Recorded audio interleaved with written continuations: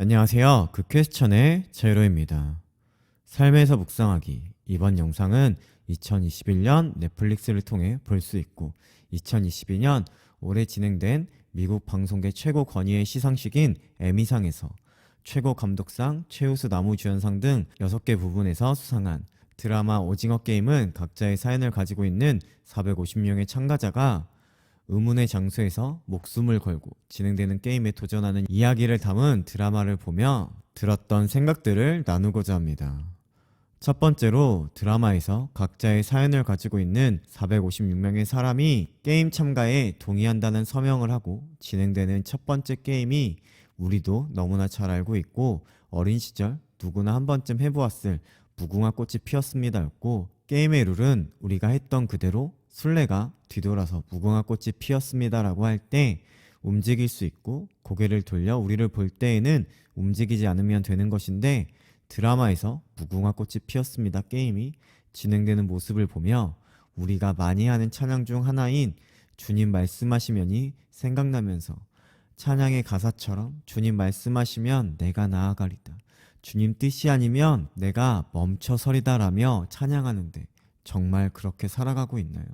하나님이 말씀하실 때만 움직이며 하나님이 멈추길 원하실 때 멈추고 있나요? 기다리지 못하고 하나님보다 먼저 앞서가거나 욕심과 탐욕으로 멈추지 않고 나아가고 있진 않나요?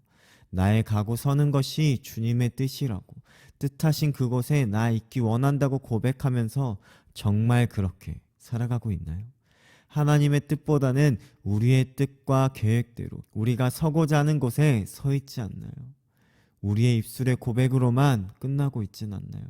이끄시는 대로 순종하며 살겠다고 연약한 내용은 통하여 일하소서라고 고백하면서 정말 그렇게 살아가고 있나요? 우리에게 순종보다 불순종이 더 쉽고 우리가 하나님을 위해 살아가는 것이 아니라 하나님이 우리를 위해 움직이시기만을 바라고 있진 않나요? 우리의 고백이 가벼워지고 고백으로만 끝나는 것은 어쩌면 우리가 여전히 우리를 위한 삶을 살아가고 있기 때문에 삶 가운데 큰 변화가 없는 것 아닐까요? 무궁화 꽃이 피었습니다는 단순히 친구들과 하는 게임으로 룰을 어기면 술래가 되거나 간단한 벌칙을 하며 끝나고 게임이 끝나면 아무 상관이 없지만, 드라마에서는 룰을 어기거나 제한 시간까지 들어오지 못하면 죽기 때문에 게임에 참가한 자들은 그들의 걸음과 행동이 조심스러워질 수밖에 없듯이 우리의 가고 서는 것에 생명이 달려 있다면 우리가 지금 살아가는 것처럼 살아가고 있을까요? 하나님의 말씀하심과 뜻하심이 우리 인생의 가장 중요한 이정표이자 우리의 생명보다 귀한 것인데 우리가 가벼이 여기고 있진 않나요? 우리의 생명을 걸고 하나님께 나아가고 있나요? 우리의 전부를 걸고 순종으로 나아가고 있나요? 또 생각할 것이 하나 더 있는데, 술래의 목소리를 들으려면 술래에게서 멀지 않은 곳에 있어야 하고 진행되는 게임에 참가하기 위해서는 현장에 있어야 하듯이 우리가 하나님의 곁에 머물지 않고 우리가 하나님에게서 멀리 떨어져 있다면, 우리가 하나님의 임재 가운데 머물지 않고 우리 예배의 현장에 하나님이 계시지 않다면 우리가 하나님의 음성을 구하더라도 우리가 하나님의 음성을 들을 수 있을까요? 하나님의 음성에 민감하게 반응하기 위해서 하나님의 곁에 머물며 하나님의 품에서 떠나지 않고 하나님의 임재를 사모하며 예배의 자리를, 기도의 자리를 지켜야 하지 않을까요? 우리의 전부를 걸고 우리의 생명을 걸고 하나님의 곁에 머물며 찬양의 고백이 입술의 고백에서 멈추지 않고 살아내는 우리의 삶이 되길 소망합니다. 두 번째로, 게임에 참가한 모든 사람은 어떤 게임이 진행되는지 알 수 없는 것을 원칙으로 하지만 게임에서 탈락한 시체들의 장기 밀매를 하기 위해 의사 출신의 참가자에게 몇 명의 진행 요원이 진행될 게임을 미리 알려주며 의사 출신의 참가자는 계속해서 생존하며 게임에 참가하고 장기 밀매를 진행하다가 결국 이들은 관리자들의 대표를 할 수 있는 프론트맨에게 죽게 되는데, 프론트맨이 이들을 죽이면서 하는 말이 너희들이 장기 밀매를 하든 말든 관심도 없고 상관없지만 너희들이 게임에서 가장 중요한 것을 망쳤다. 게임에 참가한 자들은 모두 평등하고 같은 조건에서 공평하게 경쟁하며 바깥 세상에서는 불평등과 차별에 시달려온 사람들이 평등하게 싸워서 이길 수 있는 마지막 기회를 주기 위한 게임인데 너희들이 이 원칙을 깼다. 너희들이 망친 거라고 하는 장면을 보며 하나님을 믿고 살아가는 우리도 공평하신 하나님이라고 고백하는데 우리의 하나님은 정말 공평하신 하나님이신가요? 공평하신 하나님을 살아내고 있나요? 세상은 절대 평등하거나 공평하지 않고 우리가 믿음으로 살아갈 때에도 누군가의 기도는 응답이 되고 누군가의 기도는 응답이 되지 않고 누군가는 기적의 삶을 살아가고 누군가는 그저 그런 삶을 살아가는데 우리의 삶이 어떤 응답도 없이 어떤 기적도 없이 살아가고 있다면 우리는 공평하신 하나님이라고 고백할 수 있나요? 무엇이 공평하신 하나님이신가요? 게임에 참가한 대부분의 참가자는 많은 빚을 지고 있거나 어떤 희망도 없이 살아가고 있었지만 그들의 직업과 상관없이 그들의 빚의 액수와 상관없이 게임에 참가할 수 있었듯이 우리가 어떤 직업을 가지고 있든지 우리가 부자이든지 빈곤층이든지 우리가 높은 자리에 있든지 낮은 자리에 있든지 우리의 상황과 형편 그 무엇과 상관없이 우리가 하나님을 구주로 믿기만 하면 우리의 구원자 되어주시며 죄로 가득한 우리를 자격 없는 우리를 사랑하여 주시는 것만으로도 충분히 공평하신 하나님 아닐까요? 모든 사람에게 하나님을 구주로 믿을 기회가 주어지고 모두가 예수님의 사랑을 경험할 수 있고 모두가 성령님의 능력을 살아낼 수 있는 것만으로도 충분히 공평하신 하나님 아닌가요?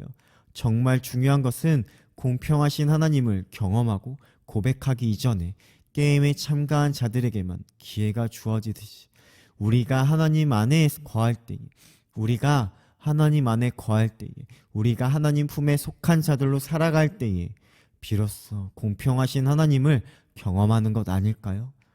우리가 하나님 안에 거함으로 우리의 상황과 형편과 상관없이 동일한 사랑과 능력으로 은혜 베푸시는 하나님을 경험하는 삶이 되길 소망합니다.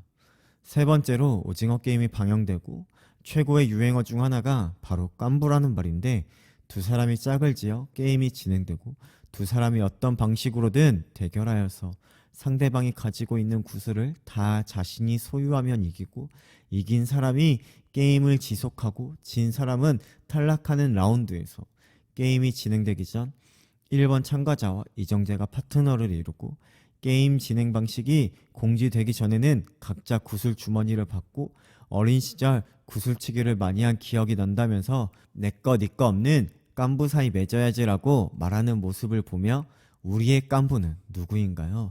우리는 누구와 깐부 맺고 싶어 할까요? 드라마에서 두 사람이 파트너를 이루어야 한다고 할 때 두 명이 팀이 되어 다른 사람들과 경쟁할 거라 생각하고 각자 자신들만의 이유로 파트너가 될 만한 사람을 찾아 짝을 이루는데 우리는 누구와 팀이 되길 원하나요? 우리는 누구와 짝을 이루어 함께 게임하길 원하나요?